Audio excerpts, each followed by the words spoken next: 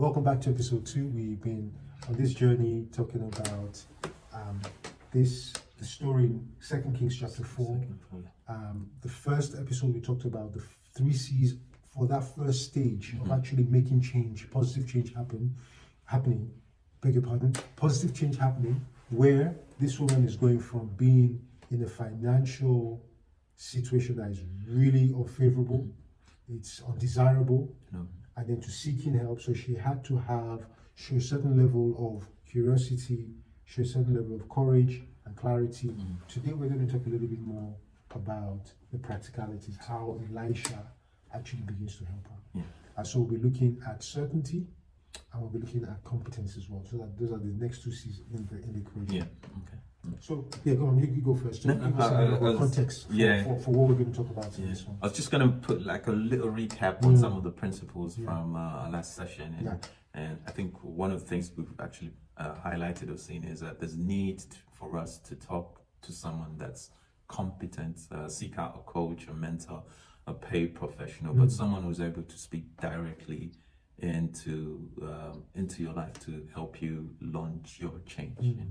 I think I've once given the example of Joseph, who was literally hired by Pharaoh to sort out the issue with a debt for 7 years. So that's know who to talk to. Very important. Very important. So let's talk a little bit about certainty in this particular area. Now, certainty is a very important C word that we've been talking about the different words that begin with C. Certainty is very important, and I think the reason why this is important for us is we've established that she's asked Elisha for help. The first question Elisha is asking is, what do you want me to do? Then he asks, what do you have at home? What do you have in your house?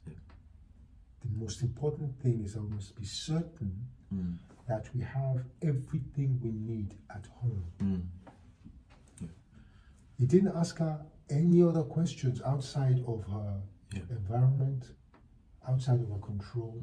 He asked her, what do you have at home? What within your proximity and within your own control do you have to solve this problem? We must have certainty on that. And I think at Berea Workshop, one of our jobs is to say, ask the same question, what do you have at home? We'll help you dig that. So go on. It's a resource. It's something that you have. It's not necessarily material sometimes. It can also be a gift. Maybe you are meant to be an author, or you've been writing, poems at home, or, you can sing well. It's a resource. It's that one little thing that you have kind of neglected. It's that little oil in a bottle. That is that inner resource that we need to explore. That's the thing that could probably take you from debt to wealth. We need to identify it.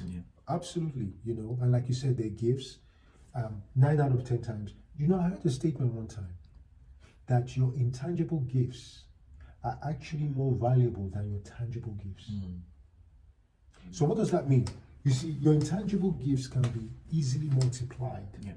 You talked about poem. If you've got an eye, an ear, and a heart for poetry, you can write one piece of poem.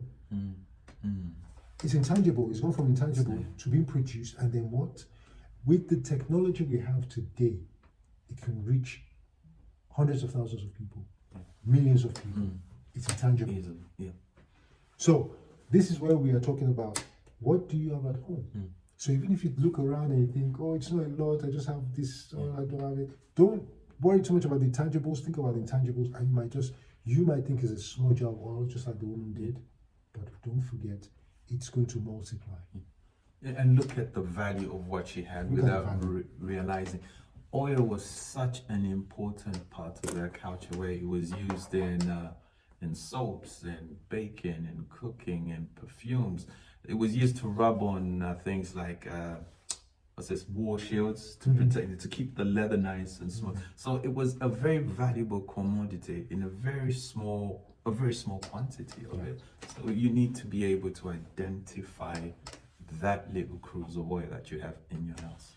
I'm going to share something quickly, and then maybe while I'm talking, I'll give you some time to think about your own response as well. So let me share mine. Very short story, personal story about identifying what do I have at home. So I moved back to the UK when I was 19, and my folks were back in Nigeria where I grew up, and I very quickly had to start looking for my gifts and what is valuable.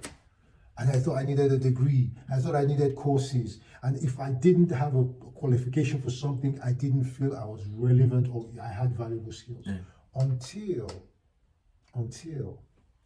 in my research and my study, I found out that listening skills is actually a very powerful value. And I know, and I've been told many people, I'm giving you some tips here on how to identify your gifts and the value. What do people compliment you on? Exactly. What do people say, wow, you are amazing? They used to tell me, you're such a good listener. I just thought it was just a little jar of oil. I didn't think there was value in being a good listener, an active listener. And how people know I was an active listener is because they would talk and talk and talk, and I'll ask questions. I'm like, wow, you picked up on that detail. Now, once people gave me feedback and I identified active listening as my own little job, every job that I did, I would make sure I put active listening forefront of what I did. I mean, I can testify to that easily. I mean, you whenever we have a discussion, you listen and you probe in such a way that it makes me want to analyze what you've said. So that is definitely, like you said, easily identifiable for me. Might be a small jar of oil for you. Absolutely. I used to think, how am I going to bank it? What about, please, almost discounting that gift, So we're working on a system that will help us to ask those probing questions. What do people compliment you on? What do you do with so much ease that when people talk to you about it, you're thinking, oh, that thing, that's nothing. So unique to you. So unique, you understand? So that's your superpower. You are familiar with your superpower. Others are looking at admiring your superpower, but don't discount, just the way she nearly discounted a small jar of oil. That was the answer. That's the key. So be certain of your superpower. What's your superpower? I think... Putting him on the spot. I'm obsessive as a researcher, so I like to dig deep, so if you gave me, I recognize this, and I want to go that step further. If you give me something to read, I want to go and like peel, it's like an onion, and I'll just be peeling all, and excuse me, and I think that is something that I love to do. And how have you discounted it in the past? Because you tend to look geeky, don't you? So there's that element, and you think it's not something that is acceptable with someone who, it's just the weirdness. The weird part of you is something that will probably sell eventually because it's by design. God has put that in you, and obviously it's for a purpose. So linked into where you're going. So it's really interesting now that both of us are doing this project. We've identified, I think, just one. We've got others, and we're not doing anything or saying anything that we ourselves haven't put to the test. We continue to take an audit of our superpower, the gift and the value, how valuable and how to apply it. We continue to do that. So it's really important that everything we're talking about here, we are also constantly testing the proof of that context, of the concept, to make sure that we're not just talking. We're not talking just theory here. We're talking real practical stuff. Okay. Just a bit of background on both of us. We're both engineers, which makes us, very analytical to start with. Absolutely. But then we identify other gifts. I tend to believe that my gift allows me to be able to research more, write more, and your gift tends to allow you to reach out more, with a background in engineering. Absolutely. So we are design, we're geeky, that's all good. We're designers, I should say, we're geeky, that's fine. Another thing you said there, which is very, very useful. I'll tell you another application of my gift that really stood out when I worked in the corporate world. I became a problem manager in IT. And so my job was to find not the surface symptom of an IT issue. So something went down with the network system or whatever, and it was reported and they fixed it. Once it was fixed, the post-mortem exercise, I led it because I would listen. I can probe. I would ask them what happened, and I'll be listening to the sequence of events, and then I ask all the questions to say, that what you identified as the cause wasn't really the cause. It was a contributing factor. It was just a symptom, because if you go in this direction, the tools, 5 white tools and all that kind of stuff. If you go in this direction, you can see that this element here, if this was in place, all this wouldn't have happened. So this is more. So we're again applying all of this. And you could monetize that. His ability, your ability, that jar of oil, there you go. And a living fee. I consulted around problem management and change management. Like you said, you monetize it. We'll be talking about how you do that, the branding, finding who needs it again, the jar of oil, because we haven't even talked about what he asked her to do, which we'll talk about in a minute. You need to find who needs the oil. You're going to give us a little bit of detail about what oil was used and the value of oil, especially in that culture. In that culture, I've mentioned a few. I mean, I'll go through them again. It's the value of oil itself was hard to extract. The whole process of extracting the oil gave it the value. And then it was a product that was used for multiple things. And I mean, I've mentioned the cooking, the baking, the perfumes and things like that. So it's a valuable commodity. And she didn't recognize it. To her, it was just a little oil. A little oil. Absolutely. So and that's the beautiful thing as well about this story, is because we listen to and we hear oil, small oil, but we don't appreciate the fact that the process, now everything is modernized, and we've got this industrial. In fact, we moved on from the industrial age where machines, they didn't have all that. No.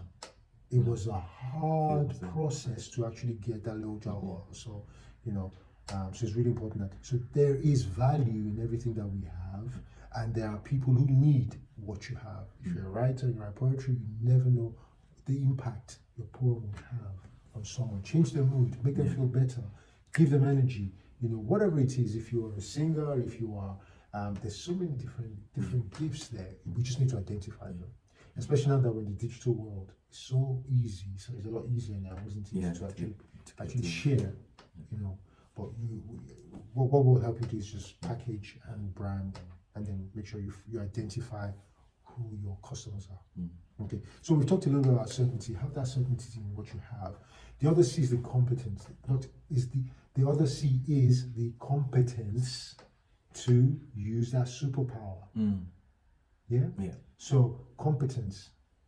In the story of the woman and Elisha, the competence came from following the guidelines, the instruction.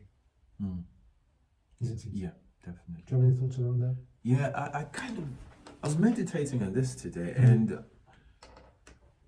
when I looked at it, this woman is in debt, and she talks to this financial advisor, let's call him that, and he gives her his instructions, and she's in trouble because of debt. Yes. But Elisha, the financial advisor, asks her to get credit or debt. But the difference is that go and borrow. Go and borrow vessels. But she's in trouble because of borrowing already. So you see another principle that I think we probably use this phrase, I have at least, is it OPM? Yes, other people's money. Yes. And so you can adapt those situations to be able to get out of debt. But the only difference in this particular time is the value of the oil was more than the value of the jars. She was borrowing, the liquid assets produced was higher than the liability itself, which is the major difference there. So this is another principle where you can use other people's money to get more money produced over what you have borrowed. And I kind of liked Elisha's practical advice. And this still works today. People go to banks to get money to establish a business. That's how most businesses are. I mean, we might not like him to say that, but Trump used that situation to finance his business empire. He did. I want to pick up on two things you said. So the first one was that Elisha was a financial advisor. What I wanted to pick up from that is that this is from the Bible, people. This is a prophet. Prophets did more than just prayer, fasting, and collecting collections on whatever they worship. They provided guidance. He was absolutely the guy. You know, so that was the very first thing. So when Maluri talked about Elisha being a financial advisor, you were saying it in every sense of the word, of the term, because that's what the prophet would do. They would advise you, they would give you wisdom using the principles. That's the first thing. The second thing you talked about is OPM, other people's money. Now, I know this for a fact, that there are people out there who have money and they need to park the money in a worthy cause. What do you call them? Venture capitalists, they call them investors. They don't want money just because it's wasting away, either in the bank, in the savings account, that where the actual currency is depreciating and the interest rate is obscure, almost zero. So they are looking for worthy causes to back and invest. So imagine if the lady didn't have the oil and it wasn't valuable, if she didn't get advice from Elisha on how to approach this. He gave her a business plan. She wouldn't be able to borrow vessels. So she had the plan, because we're not giving all that detail, but if you bring it to today, if you don't have a solid business plan, where you have the clarity, the certainty, the competence that we're talking about, all of that, all of the details that we talked about, you're not going to get any financial backing. No. And this is what we're talking about. You need to get all of this information. So when someone says, okay, I asked somebody the other day, I said, actually this was a story, this was what they told me, right? And I won't mention names for reasons I won't know.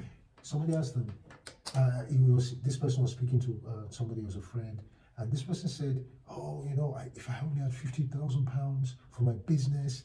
Now, he knew this person that they were talking to was a wealthy person. So Mr. A was saying to this other wealthy person, Mr. A said, if I only have £50,000, my business will thrive, it will be so much better, I'll be out of this mess. So the wealthy person asked Mr. A, if I give you £50,000, tell me the steps. What are you going to do? How would it turn around your business? And do you know what he said? He said, that was good, I'll figure it out later. Doesn't work, does it? No one will take you seriously. I think one of the other things I kind of noticed in the story is the fact that the lady wanted to establish the credentials of the husband. So she was saying, this man is a godly man. He's a God-fearing man who loves the Lord. And she's trying to lay down a track record, which is the same thing that lenders or banking agencies or whatever you want to call them do. They have credit reference agencies which basically track your behaviors in terms of your character, your financial character, before they can give you money. So this woman is establishing a behavior, a pattern, so that even when she goes to her neighbors to borrow, her character is already built. I like that. So, and I think that's the equivalent of credit score. That's pretty much what they've automated. They've automated it. They've automated it. Absolutely. A good name is better than silver and gold or treasure, whatever. So, and again, this is where integrity comes to play, character comes to play, and we talk a lot about all this kind of stuff. So it's all good. Okay, one other thing I wanted us to talk about is, we've talked about certainty of knowing what your gifts are, then the competency of actually making it work, getting a good business plan, solid business. And business plans, the more concise they are, the better. They don't have to be reams and reams and reams and reams of information. Right. Now, the other thing I wanted to talk about competencies, no one person, they say no one is an island. No one person has all of the skills that they need to get out of this situation. Elisha even gives her that insight by telling her what? Take the boys with you. You need a team. You need a team. So part of this process is putting the team together. You may say, okay, I don't know where to start. We've got like an alliance, we've got a team of people. We actually also have a system that helps people look at profiles. Luli is engineering background. I'm an engineering background. I've got engineering background, but we have certain strengths that complement each other. Absolutely. I don't have some of that, especially the research thing. I can do research, but I can't do research like you. I haven't decided what I can do. That he's not. as good as yet, but we'll find it. But anyway, we need a team. We need to work together. Yeah. So Elisha actually highlights that. Yeah, it does. I mean, it reminds me of other was it preachers, ministers, or writers in the Bible. People like you'd see Paul state that he's written the end of a letter, but most of it has been written by someone else. In the book of Jeremiah, it's called the book of Jeremiah, but the person who actually does the documenting and writing is a guy called Baruch. Okay. So you always have to align yourself with people with skills that you don't have to make sure that the stuff works. You know what I mean? Anybody, I was reading one of these very greats who studied a lot, but got the best people around them to make his vision work. Of course. So we cannot isolate. That's another thing. We mustn't isolate ourselves. You know, we've talked about the courage and the curiosity, and sometimes when you're in isolation, you're answering your own questions. And oftentimes the answer is, how am I going to do this? Another way to probably say, you better just give up and settle. You don't know how to do it. Exactly. But if you're in an empowering, encouraging team environment, let me share my own story very quickly. I knew I was going to do something like this, but I did it in isolation. I did it in isolation. Nothing worked until I formed partnership with this guy who I would sit down and I'll be looking at blueprint all day long. My guy will set everything up and just fire up everything. Let's do recording, let's do the editing, let's post. Now we've got traction, we've got momentum. But that's the other thing. Your strength is my weakness because I just go full force. And sometimes I lack that structure that allows us to be able to deliver properly. So teamwork. Yeah. I did say that. I said before the end of this video, we'll identify where I bring the value in this partnership. So it's just mentioned it. But in all seriousness, in the first episode, we talked about Newton's first law, which was inertia. So an object will remain static until. So in this second episode, we can also use Newton's second law, which talks about force, because you mentioned force just now. Force, for momentum to happen, you need the force, the mass, and we'll give you the acceleration, which means F equals to ma means that the rate of change, positive change in this financial situation will come by applying that force and the mass. So the more content we use, the more principles we apply, the more of the processes we apply. And part of the process will be, what do I need to do? What's the outcome? So what's the input, what's the output, what's the feedback? You review the feedback. Did it work as expected? If not, let's make some tweaks. The more we do that, the quicker we see changes in our financial situation. Acceleration. Yes, absolutely. Engineers. We don't want to blind you with science, but we need to make it crystal clear. Like, look, we've said it, you said it. Principles do not respect anyone. No, they don't. You said if you jump off a cliff, it doesn't matter if you are royal family or not. No matter what your status is, gravity will beckon. It rules in that place, You know, and that's the reason why everything we're doing right now, we want to make sure it is backed up by principles and we can apply it and we can talk. So that's why we're using all of these principles as well. So we've talked about certainty, which is just make sure you know what your superpower is, what your gift is. The more intangible it is, the more you can even multiply it and you can magnify it. We've talked as well about competency, which is just make sure that you know you talked about discipline one time, didn't you? Yeah, that was one of the things that I noticed again, is the fact that one of the instructions was go in and shut the door. So you're not looking about to, find out what everybody else is wearing. You're not distracted by the things outside. You've disciplined yourself to work. And work, the physical elements of actually bringing that wealth exists. They were pouring this oil bottle after bottle. So you've taken in instructions, you've made sure you're disciplined, you're focused, and you're actually doing physical work to be able to produce this valuable commodity for resale. So, absolutely. Because shutting that door also, we had this conversation, reminds me a lot of not being distracted when you are focused. Now, focus is an acronym that this is an acronym I love. You know, I love my acronyms. Yeah, go on. Focus, F-O-C-U-S. Face one cause until success. once you're successful. Mm. Face one cause. Face You one. face it.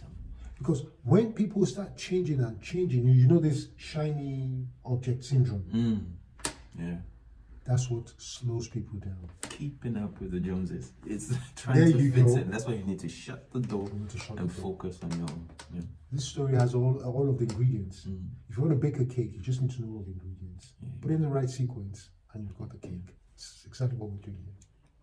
Okay, good. So we've talked about certainty and competence. We've talked about superpower. We've talked about OPM, liabilities. How can we support people a little bit more?